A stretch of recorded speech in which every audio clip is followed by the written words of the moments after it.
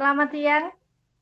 Kami dari kelompok 2 kelas 3F ingin mempresentasikan tugas jaringan komputer 2 tentang routing.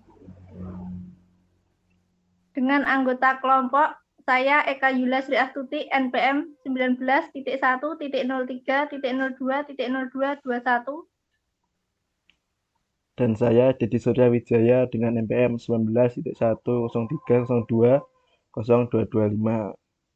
Definisi routing.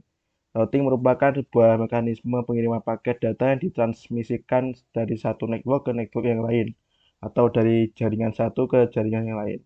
Pada router biasanya memiliki satu atau beberapa tabel routing yang menyimpan informasi jalur routing yang digunakan untuk mentransfer data melalui router.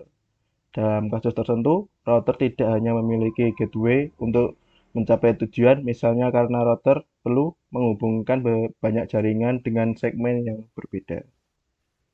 Analogi routing.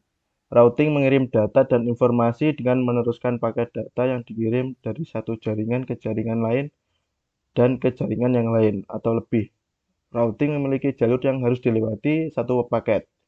Jalur yang baik tergantung pada beban jaringan, panjang datagram, jenis layanan yang diminta, dan pola lalu lintas. Secara umum, skema perutaan hanya mempertimbangkan jalur terpendek. Kita dapat menganalogikan routing adalah sebuah persimpangan jalan yang terdapat polisi di tengahnya, di mana jika ada orang yang akan mengirimkan paket akan bertanya ke polisi tersebut jalur mana yang akan dituju untuk mencapai sebuah alamat. Jadi seperti itu. Ini adalah contohnya dari router PT atau router 0 yang ada di tengah. Itu adalah penghubung dari jaringan kanan dan kiri. Contoh saja dari komputer A, jika ingin ke komputer C, maka router akan memblokade jalan karena masih dalam satu jaringan. Jadi tidak akan melalui ke jaringan yang lain. Jadi A langsung kekirim ke C. Beda halnya jika A akan mengirim ke komputer E, dari A ke komputer E, maka A akan melalui router dan router akan mengirimkan akan memberikan sebuah alamat kepada komputer A untuk mengirimnya ke E. Seperti itu. Tujuan routing. Router digunakan untuk menghubungkan dan meneruskan data antara dua atau lebih jaringan satu dengan jaringan yang lainnya.